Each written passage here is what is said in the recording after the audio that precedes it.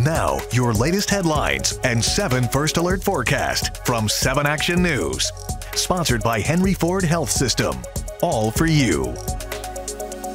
I'm David Llewellyn. Here are your headlines from 7 Action News. The Knollwood Cemetery in Canton has been shut down by the state.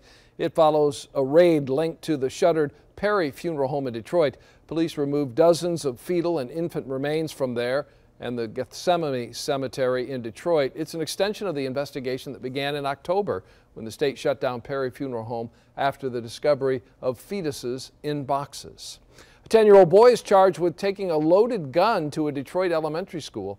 It happened at Spain Elementary School on Wednesday. The child was in court today with his mother. He's been expelled from the school and released on personal bond. The 4th grader is charged as a juvenile with carrying a concealed weapon and possessing a weapon in a school zone.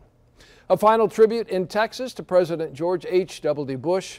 The 41st president is finally home after a week-long celebration honoring his life and legacy. Mr. Bush's casket arrived in College Station after a 70-mile train ride from Houston. He's being buried on the grounds of the Bush Presidential Library and Museum at Texas A&M University, next to his late wife Barbara and their daughter Robin.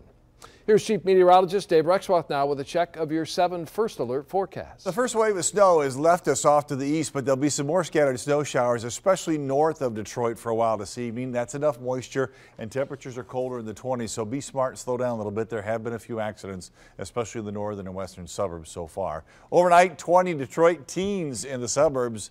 This is cold air coming in behind the cold front, partly to mostly cloudy tonight. A little bit of sun tomorrow, but not too much of it. More clouds than sun overall. 31 is not too toasty. As a matter of fact, we stay in the low to mid 30s through the weekend, despite the sunshine all the way through Tuesday, and it might get a little sloppy in the middle of next week.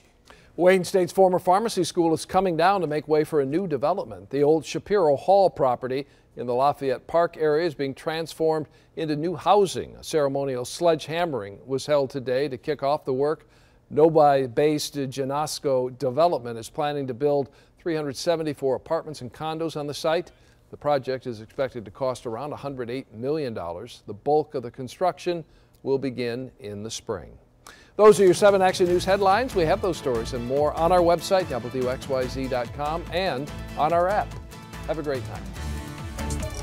These have been your latest headlines and 7 First Alert forecast from 7 Action News. Sponsored by Henry Ford Health System. All for you.